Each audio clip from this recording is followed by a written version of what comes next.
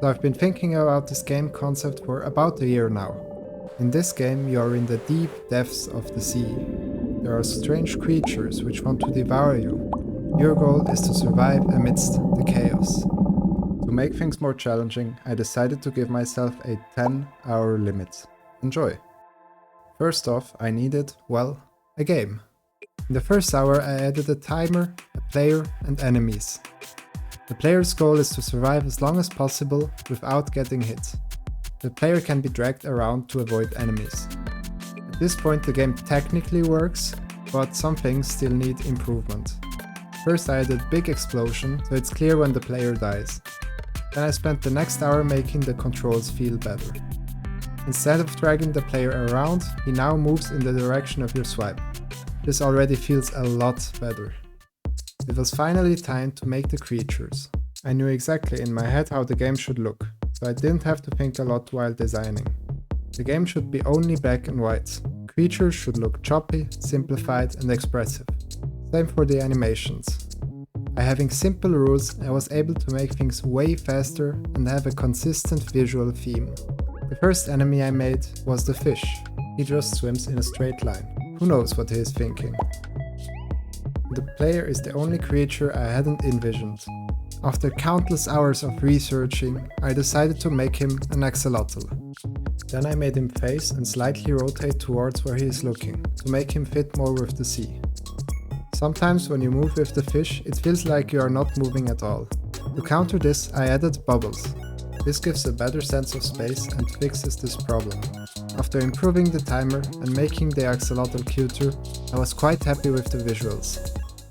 It was time to add more creatures. I first made a pufferfish that inflates when you get too close. I think it turned out great. Next is the sea snake, which limits your movement with his long body. I initially tried to make him slither by spawning and moving individual body parts. Despite my best efforts, I couldn't figure out how to code this, so I just simplified him into one large object and made him move in a straight line, so no one notices that he can't even turn. I still had one more hour to go, so I made a cooler fish. He's smarter and follows the player around, but he has a really bad attention span. He either just spins around in circles, this is definitely not a bug, or he just leaves after 5 seconds. Bye, have a great time! Next is sound.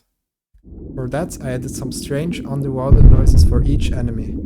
I feel like the sound improves the ambience greatly and also helps with the uneery atmosphere that you have at the depths of the sea. With 9 minutes to go, all I had to do was publish my game. How hard could it be, right?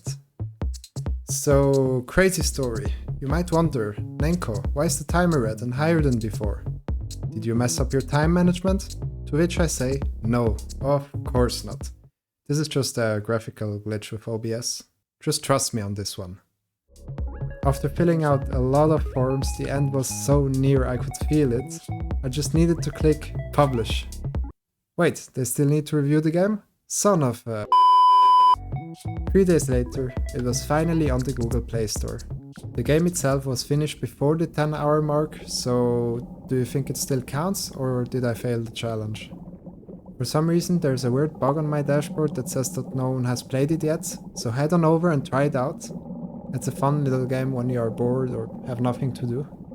Thanks for watching, and I'll see you in the next one.